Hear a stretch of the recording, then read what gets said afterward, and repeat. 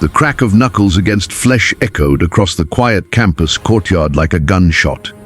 A young woman in a tailored black coat stumbled backward, her designer handbag spilling across the wet pavement as a sneering college senior loomed over her, his Letterman jacket stretched tight across steroid-swollen shoulders.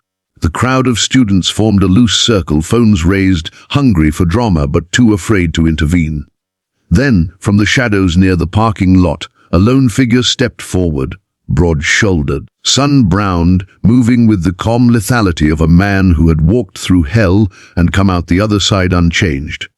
He was pushing a pink bicycle with training wheels, his 6-year-old daughter clutching a stuffed giraffe on the child seat behind him. No one noticed him at first. No one ever did, until it was too late. His name was Jack Reaper Callahan, former Army Special Forces, 2 tours in Afghanistan, one in places the government still pretended didn't exist.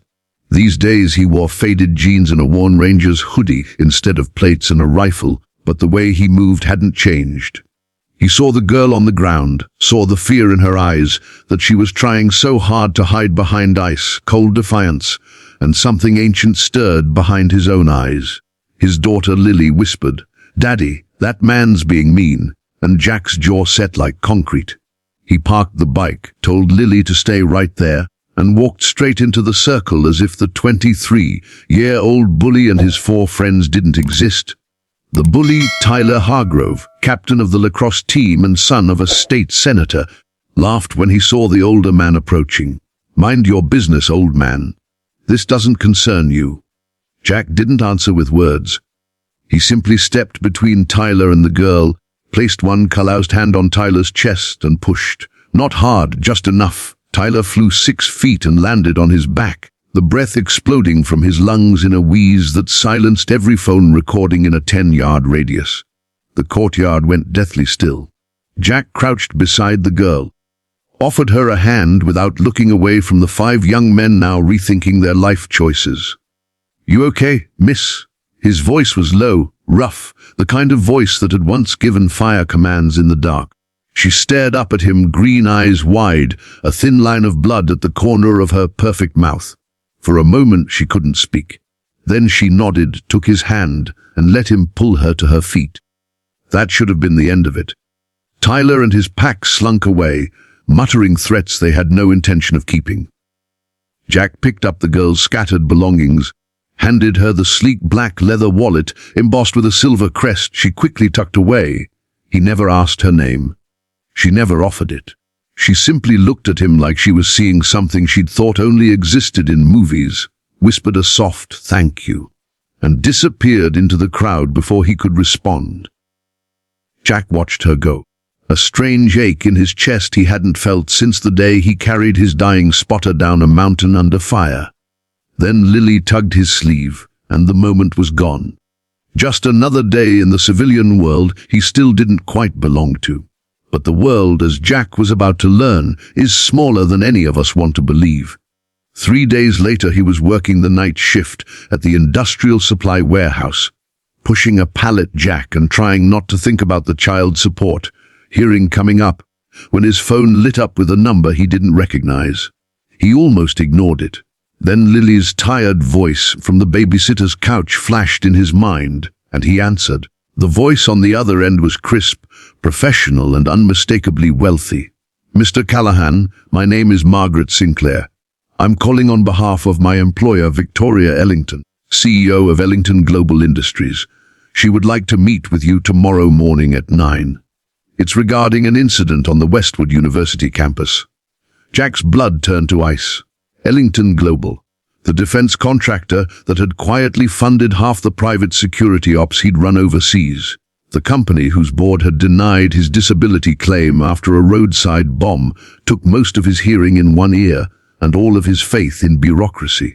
He started to tell the woman where Victoria Ellington could stick her meeting when Margaret added, almost gently, "She says to tell you the young woman you helped was her daughter, Amelia. And that Amelia hasn't stopped talking about you since." He showed up at 8:40, 5 still smelling faintly of warehouse dust and motor oil, wearing the only clean button-down shirt he owned. The Ellington Tower rose 73 stories above downtown, all glass and cold money.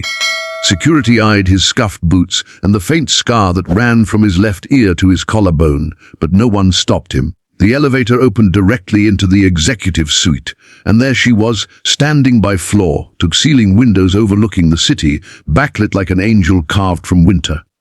Amelia Ellington, the girl from the courtyard. Only now she wore a charcoal power suit that probably cost more than his truck, and her hair was pulled back in a way that made her look 25 instead of 21. She turned when he stepped out of the elevator, and for a second the mask slipped. The poised Heiress vanished, and he saw the same shaken girl who had taken his hand 3 days ago. Victoria Ellington sat behind a desk the size of a tank, silver-haired and sharp-eyed. Every inch the woman who had built a billion-dollar empire after her husband died in a plane crash she herself had walked away from. She studied Jack the way generals study maps, looking for weaknesses.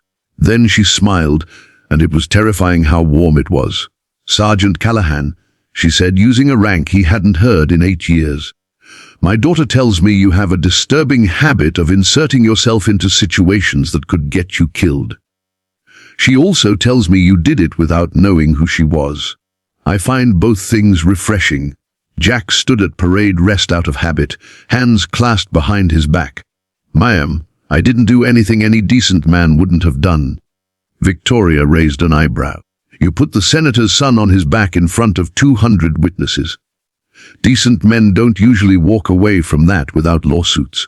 She leaned forward. "I, however, owe you a debt. Name your price." He should have asked for help with the custody battle. Should have asked for the medical bills the VA kept denying. Instead he heard himself say, "I don't want your money, ma'am." Amelia made a small frustrated sound from across the room. Victoria's eyes narrowed, amused. "Then what do you want, Sergeant?" Jack met Amelia's gaze across 30 feet of marble and glass. "I want to know why a girl who can buy the whole damn university was walking across campus alone in the first place." The room went very quiet. Victoria actually laughed a short, surprised bark. "Well," she said, standing. "That's a new one." She crossed to her daughter and rested a hand on Amelia's shoulder. "My daughter insists on living like a normal college senior. No bodyguards, no drivers, no special treatment. I believe the phrase she used was, 'I refuse to be a hostage to your paranoia mother.'" Amelia flushed but didn't look away from Jack. Victoria continued, "Unfortunately, the world has not received the memo that my daughter is off limits. Tyler Hargrove's father has been encouraged to drop any charges, but there are others who would not be so easily discouraged. Which brings me to my offer." She slid a folder across the desk. Inside was a contract and a badge. "Private security consultant, Ellington Global. 6-figure salary, full benefits, housing allowance, and one line that made Jack's heart stutter. Primary duty, personal protection detail, Amelia Ellington." He looked up, stunned. Amelia finally spoke, her voice softer than he expected. "I don't want a bodyguard, Jack. I want someone who sees me, not the company. Someone who'll treat me like a person even when I'm acting like a spoiled brat. Mom thinks you hate us enough to keep me safe without getting dazzled by the money." She tried to smile, but it wobbled. "Please." He wanted to say no. God, he wanted to say no. The last thing he needed was to be sucked back into the world of private contractors and billionaires and threats that wore $1,000 suits. But then he thought of Lily, asleep on a second-hand couch because the heat in their apartment only worked half the time. He thought of the way Amelia had looked at him in the courtyard, like he was the first real thing she'd touched in years. He picked up the pen. The first week was hell. Amelia tested him the way only a rich girl who had never been told no could test a man. She ditched him at a crowded music festival, vanished into a sorority house for 6 hours, took his truck for a joyride at 2 a.m. just to see if he'd chase her. He never yelled. He simply found her every time, calm and expressionless, and drove her home in silence. On the 7th night she came storming out of a downtown club, mascara streaked, barefoot with her heels in one hand, and threw herself into the passenger seat of his truck. "Why don't you ever get mad?" she shouted. Why don't you quit? He looked at her for a long moment, rain drumming on the windshield. Because I know what happens to girls who don't have anyone looking out for them, he said quietly. And I'm not letting that happen to you. Something shifted after that. They started talking, really talking. She asked about the scar on his neck. He told her about the convoy that never made it home. He asked why she studied art history when she was set to inherit an empire built on weapons systems. She admitted she was terrified of becoming her mother, brilliant and ruthless and alone. He taught her how to throw a punch that would actually hurt someone. She taught him how to order wine without looking like he wanted to shoot the sommelier. Lily came to stay on weekends, and Amelia, who had never changed a diaper in her life, learned how to braid a 6-year-old's hair and make unicorn-shaped pancakes. For the first time in years, Jack laughed until his ribs hurt. But the past, as it always does, came collecting. It started with a black SUV that followed them too closely for 3 days. Then a drone buzzing the penthouse windows at 3 a.m. Victoria called Jack into her office. Face grim. We have a problem. Someone is moving against the company. Board members are being threatened. My daughter is the softest target. She slid another folder across the desk. Inside were photos. Amelia asleep in her dorm, taken from inside the room. A red X over her face. Jack's blood turned to liquid nitrogen. Victoria met his eyes. I need Reaper back, Jack, not the warehouse worker. Not the single dad. The man who made cartels disappear. He didn't hesitate. You'll have him. What followed was 3 weeks of controlled violence most people only see in movies. Jack dismantled the surveillance network piece by piece. He traced the drone to a shell company owned by Victoria's own CFO, a man who had been selling secrets to foreign competitors and planned to remove the Ellington women permanently to take control. The final confrontation happened on a rain-slicked rooftop in the middle of a thunderstorm, Jack facing 6 hired operators in tactical gear, while Amelia waited helplessly below, handcuffed to a pipe by the traitor himself. Lightning cracked overhead as Jack fought like a demon, broken ribs and all, until the last man fell over the edge with Jack's knife in his throat. He limped down the fire stairs, soaked in blood that wasn't all his, and found Amelia exactly where the bastard had left her. She took one look at him and started crying huge, silent tears that scared him more than the gunfire. He unlocked the cuffs with shaking fingers, and she threw her arms around his neck so hard they both almost fell. I thought you were dead, she whispered into his shoulder. I thought I lost you before I ever really had you.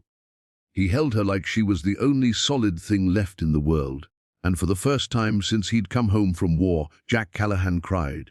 Victoria offered him anything after that.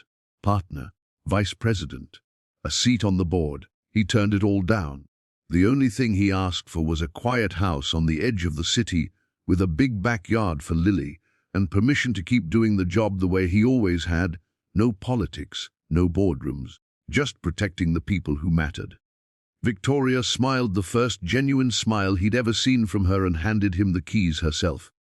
6 months later, on a warm spring evening, Jack stood in that backyard watching Lily chase fireflies while Amelia, no longer hiding behind designer armor, laughed and tried to catch them in a mason jar. She had paint on her nose from the mural she was finishing in the garage, and her Stanford hoodie was one of Jack's old army ones, sleeves rolled up to her elbows. She looked over at him, eyes soft, and walked across the grass to slip her hand into his. You know, she said quietly, you never did tell me your price that day in Mom's office. He looked down at her, then at Lily squealing as a firefly landed on her palm, and felt something settle in his chest that he hadn't even known was broken. I got it, he said, voice rough with everything he couldn't say yet. She leaned her head against his shoulder, and for the first time in a very long time, the ghosts were silent. So here's the truth they never put in the headlines. Sometimes the strongest man in the room is the one pushing a pink bicycle.